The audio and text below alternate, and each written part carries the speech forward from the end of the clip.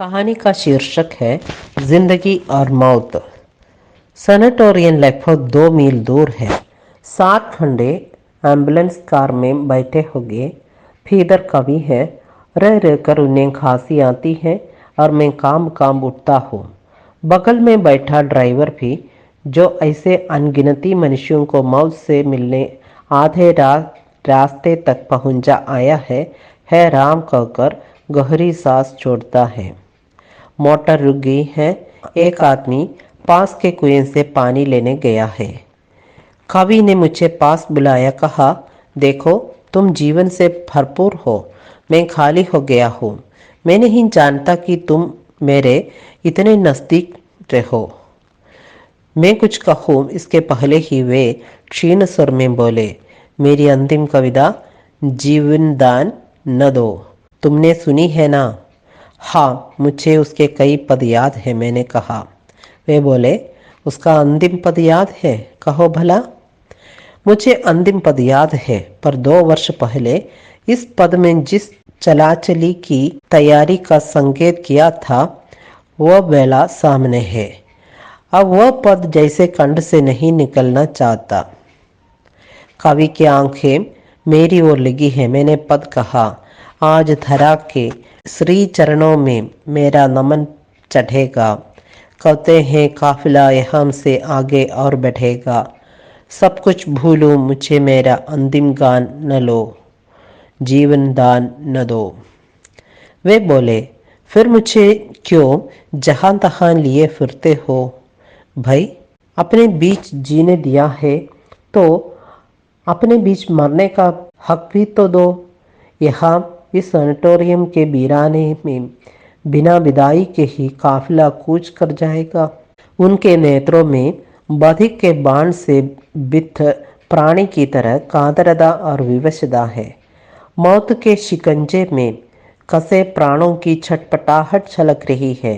मैं कैसे इस हाहाकार को शांत करूं? मेरे पास धीरज के रटे रटाए 2 बोल हैं, उनसे क्या होगा? ये कवि है, शब्दों का बादशाह। उसने शब्दों की असीम शक्ति को देखा है और भारी भरकम शब्दों के पीछे छिपी दुर्बलता की पहचान भी उसे है। उसे शब्दों से कैसे भुलाओ? नहीं, शब्द व्यर्थ है। एक परिचित आ गए हैं। उन्हें समाचार दिया था, इसलिए वे मोटर लेकर शहर से बाहर से साथ हो लेने के लिए आए हैं। उन्होंने कवि को देखा और बोले, अरे ये तो स्वस्थ थे, ऐसा कैसे हो गया है? कवि ने बात सुन ली। छंबती हुई आंखें खुली और एक अजब कड़क से वे बोले, पॉवर्टी, सफरिंग। आंखों से 2 प्रखर किरणें ऐसी निकली जैसे 2 लपलपाती तलवारें गरीबी और दुख को काट फेंकने के लिए चल पड़ी हो। परिचित ने मुझसे धीरे से कहा, पहले क्यों नहीं लाए? मैंने कहा, लाना क्या अपने वश की बात है? लाने का प्रबंध करते करते इतना समय लग गया, पर इधर बीमारी भी तो अपना प्रबंध करती रही है। रोग बड़ा बुज़दिल दुश्मन है भाई, निरस्त्र पर वार करता है, संभलने नहीं देता। एम्बुलेंस चल पड़ी है। चारों ओर हरियाली है। सड़क के साथ साथ एक झरना बह रहा है। सांझ उतरने लगी है।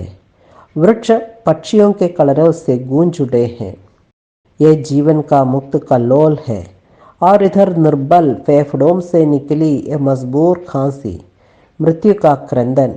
दोनों ओर के वृक्षों से उठते इस कलरव के बीच से यह खांसी बढ़ रही है, जैसे मरण के स्वागत में दोनों ओर गीत गाती जिंदगी खड़ी है। सैनिटोरियम के फाटक पर मोटर रुक गई।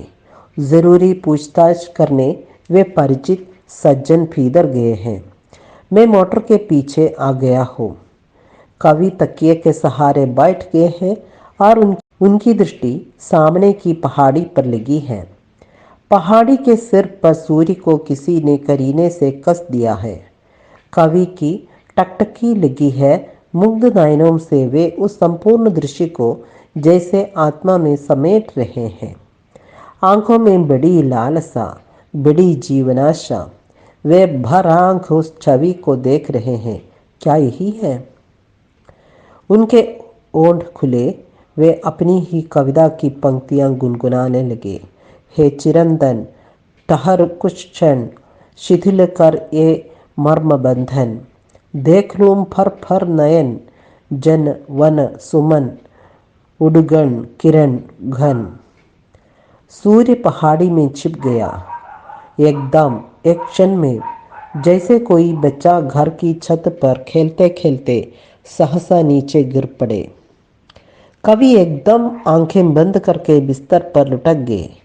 बड़े आर्त सुर में बोले, देखो ये पहाड़ सूरज को खा गया। उनकी बंद आंखों से दो बूंदें निकली और गालों के गड्ढों में समा गई। वे अस्फुट स्वर में बड़े भावावेश में बोलते गए, ये काला पहाड़ रोज इसी तरह सूरज को खा जाता है और हम कुछ नहीं कर सकते। मैं तो हार गया, तुम लोग सूरज को बचाना। पहाड़ उसे खा न पाए, हमारी रोशनी न छीन ले। अपने संकीर्ण अंधेरे घिनौने पेट में ये जमाने भर का सूरज छिपा लेता है। घड़ी भर आराम के लिए रुका था कि ये उसे लील ही गया। तुम सूरज के लिए लड़ना, हमारी रोशनी को निगल जाने वाले से जूझना। आवेश जनित कमजोरी के कारण उन्होंने गर्दन डाल दी और मौन हो गए। उनकी आंखों से फिर अश्रुधार बहने लगी है, जैसे मृद सूर्य के लिए उनकी आत्मा विलाप कर रही है। मैंने कहा, आप में इतनी दुर्दम प्राण शक्ति है, आप ऐसे कच्चे कैसे हो रहे हैं? उन्हें ब्राउनिंग की एक कविता बड़ी प्रिय है। उसकी कुछ पंक्तियों पर तो बड़े मुग्ध होते हैं। मैंने कहा, आप ब्राउनिंग की इन पंक्तियों को भूल गए क्या? I was ever a fighter, so one fight more. मैं चुप हो गया। अंतिम शब्द इस प्रसंग में कैसे कहूँ, पर वे बोले, पूरी कहो पंक्ति को, the best and the last. सत्य को क्यों छिपाते हो?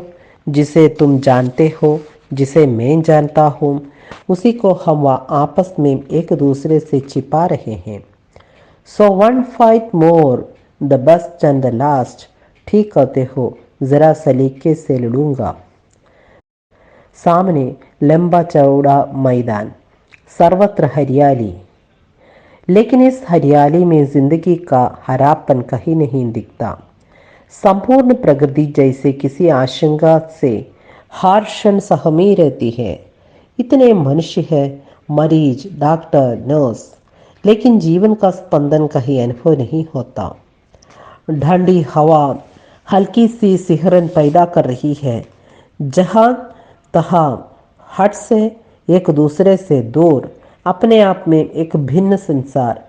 हरियाली में बल्बों से जगमगाती वे चौपड़ियां आकाश में चिलमिल करते नक्षत्रों सी मालूम होती हैं। जनरल वार्ड के सामने हम आ गए हैं। नया मरीज आता देख 50-60 रोगी एकदम बरामदे में आ गए हैं। वे मनुष्य लगते ही नहीं हैं, इतने पास है, फिर भी लगता है कि वे बहुत दूर से हमें देख रहे हैं। ये मनुष्य लगते ही नहीं हैं, वे केवल अस्तित्व है, बिल्कुल वायवी। शून्य आंखों में केवल उत्सुकता, मरीज की मायूसी, पीड़ा, चिंता भी इनकी आंखों में नहीं है। केवल कुतूहल, केवल उत्सुकता, बच्चों की तरह।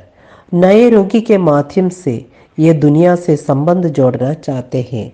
प्रश्नों की बौछार लग गई। कहाँ से आए हैं? कौन सी स्टेज? एक लंग, दोनों लंग, कोलैप्स करना पड़ेगा।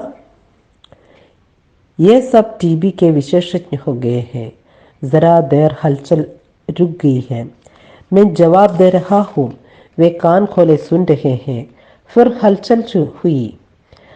हरे राम डाम बड़ी देर कर दी और अब इनमें एक विचित्र व्यस्तता आ गई है।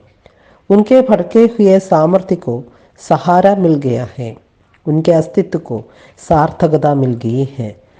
वे नए मरीज के संबंध में लग गए हैं। कौन सा बेड है, सिस्टर को बुलाओ, डॉक्टर को खबर करो, चादर बदलने को बोलो। सब बच्चों की तरह दौड़ रहे हैं। एक क्षण को उन्हें लगा कि ये सब स्वस्थ है और नए मरीज की परिचर्या कर रहे हैं। मेरा काम कुछ नहीं रह गया। उनके अंदर की मानवीय करुणा, संवेदना उमड़ रही है। वे कुछ कर सकने को आतुर है। वे इस घर के वासी हैं और मेहमान की सेवा चाकरी में लग गए हैं। सामान जमा रहे हैं, बिस्तर ठीक कर रहे हैं, पानी ला रहे हैं। दो चार कवि के पास खड़े हैं और उन्हें धीरज दे रहे हैं। कोई चिंता नहीं है, जल्दी ठीक हो जाएंगे। मैं भी ऐसा ही आया था, पर अब देखिए, वही धैर्य जो उन्हें मिला था वे नए मरीज को दे रहे हैं। वे जान गए हैं कि कोई उम्मीद नहीं है, मगर मरीज मरीज को धोखा दे रहा है। उनकी आत्मीयता उमड़ रही है। उन्होंने नए मरीज को स्वीकार कर लिया है, परिवार में शामिल कर लिया है। मुझसे बोले, आप चिंता न करना, हम सब ठीक कर लेंगे। समझ लो कि घर में आ गए हैं। कैसा है घर और कैसे उसके ये वासी। इनमें अनेक उस लोग की यात्रा पर निकल पड़े हैं। ये सैनिटोरियम एक पड़ाव है। दो खड़ी रुके हैं और एक क्षीण आशा है कि शायद घर से वापस लौटने की खबर आ जाए, नहीं तो आगे तो बढ़ना ही है। सर नमस्ते। मैंने चौंक कर देखा। एक नव तरुण है। बोला, आपने मुझे नहीं पहचाना? मैं आपका विद्यार्थी रहा हूँ। मेरा नाम नागेंद्र नाथ है। सर नमस्ते से मेरा पिंड नहीं छूटता। शहर के किसी भी मोहल्ले में जाओ, चाहे वीराने में जाओ, कोई सर नमस्ते कह ही देता है। अगर शहर में कहीं से चोरी करके भागूं तो जगह जगह सर नमस्ते होगी और पकड़ लिया जाऊंगा। एक बार मित्रों के साथ सिनेमा में बैठा खूब हल्का फिल्म देख रहा था। हंसी मजाक चुहल। इंटरवल हुई तो पीछे से आवाज आई, सर नमस्ते। दो विद्यार्थी ठीक पीछे बैठे थे। डरा रहा। सोचा, प्राप्तेषु षोडशे वर्षे। ये नगेंद्र यहाँ 3 साल पहले इसे पढ़ाया था। अच्छा, खूबसूरत, स्वस्थ लड़का, हॉकी बढ़िया खेलता था। और आज ये यहाँ। मैंने पूछा, अरे तुम्हें यहाँ कैसे? मेरा प्रश्न मेरा निरर्थक था। यहाँ तफरीहन कोई नहीं आएगा। वो बोला, 6 महीने हो गए सर, बीए के बाद ही आ गया। जब आप? मैंने पूछा, 6 महीने और रहना पड़ेगा। वो बोला, सैनिटोरियम के भोजन, हवा और आराम ने इसके शरीर को क्षीण नहीं होने दिया, मगर भीतर इसके तारुण्य को खोखला करने वाला एक घुन तो लगा है। मैंने उसकी पीठ पर हाथ रखा। उसकी आंखों में आंसू आ गए। वो बोला, सर, माम और छोटे भाई का क्या होगा? मैं नौकरी पर जा ही रहा था कि यह हो गया। मुझे अपनी चिंता नहीं, पर उनको कौन पालेगा? मैं उसकी पीठ पर हाथ फेर रहा हूँ, उसे धीरज बंधा रहा हूँ। बुजुर्ग कहते थे, यह राज रोग कहलाता है। राजाओं को हुआ करता था, उन्हें फुर्सत थी। पर जो जीवन की कशमकश में उलझे हैं, जो पसीने के एक एक बूंद से एक एक दाना कमाते हैं, जिन्हें बीमार पड़ने की फुर्सत नहीं है, उन्हें ये क्यों होता है? इसने कब से वर्गभेद छोड़ दिया? डॉक्टर आ गया है, कवि को देख रहा है। मैं शांति से विदा होने आ गया हूँ डॉक्टर, परिवार से, मित्रों से दूर। डॉक्टर ने कहा, एक कैसी बात करते हैं? अभी तो कुछ नहीं बिगड़ा है, जरा सा दाग एक लंग पर है। कवि के मुख पर विश्वास आ गया है। उन बुझी बुझी आंखों में जीवनाशा जगमगाने लगी है। वे बोले, एक कप चाय और कुछ बिस्किट चाहिए। एक कदम जिंदगी की ओर बढ़ाने का उल्लास उनके मुख पर है। चाय और बिस्किट उनके लिए जीवन का लक्षण है। चाय और बिस्किट उनकी जीवन की दुर्दम आकांक्षा का प्रतीक है। जीवन की डोर को वे खूब कसकर पकड़े हैं। उनके संघर्ष का प्रयत्न चेहरे पर साफ झलक रहा है।